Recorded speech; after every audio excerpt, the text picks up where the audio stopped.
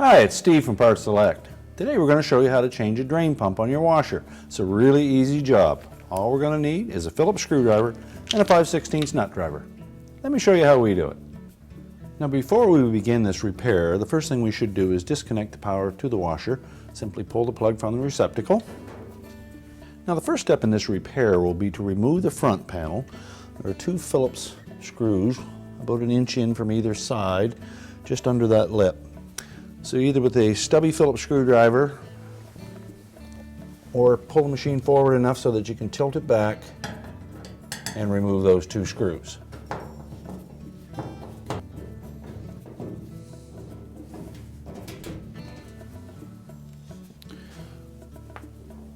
Once we've removed the two screws, we'll pull the front panel out at the bottom and tilt it down to disconnect the two spring clips at the top.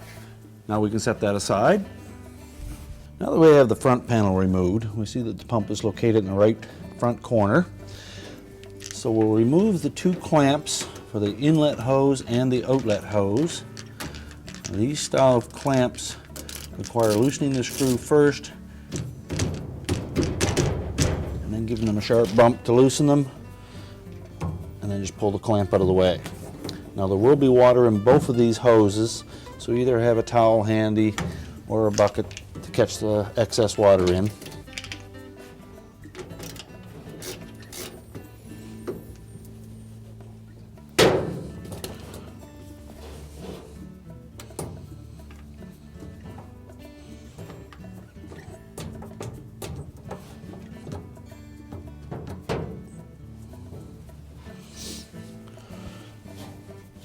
Now with the hoses removed, our next step will be to pull the washer far enough forward that we can tilt it back and lean it up against the wall, or have somebody support it while you remove the screws that hold the pump to the base.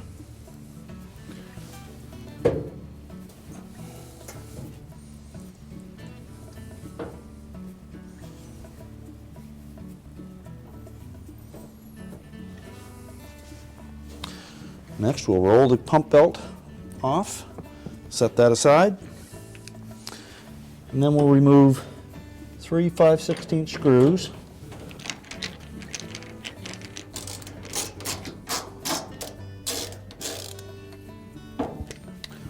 And simply lift the old pump up through the hole. You need to twist it a bit to get the pulley to come out through, and discard the old pump. To install our new one, we'll do the reverse to that. Tuck the pulley down in first, make sure that we have the pump orientated in the right direction so that the outlet is facing the back of the cabinet, and then install the 3 screws. We won't tighten these screws tight until we've made an adjustment on the pump belt.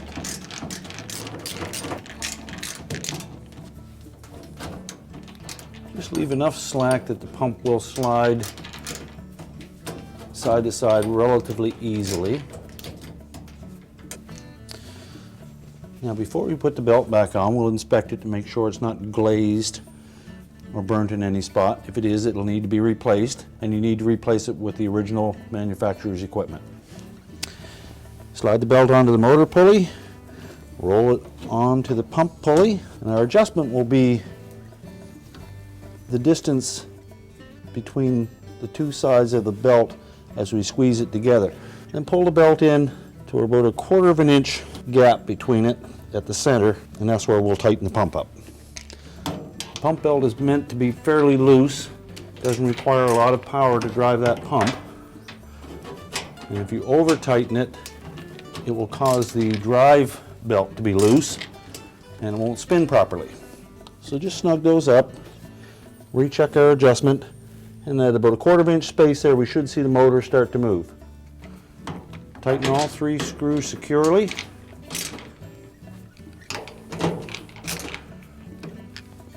And now we can stand the washer back up straight.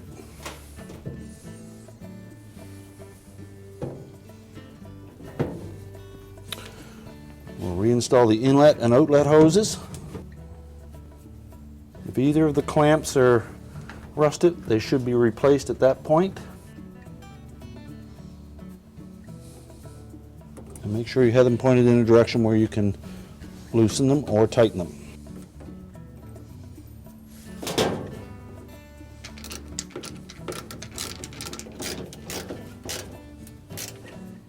Now, once the clamps are tightened, we're ready to put the front panel back on. Now, to install the front panel, we'll hook these two spring clips up under the top with the panel tilted forward, and then just hinge it back into place, keeping an upward pressure on the panel. And then we can install the two screws. These screws go in at about a 45-degree angle. So you're either going to need a stubby Phillips screwdriver or start them by hand, then tilt the machine back to give yourself enough room to put a regular screwdriver on it. Make sure they're good and tight so that the front panel doesn't rattle.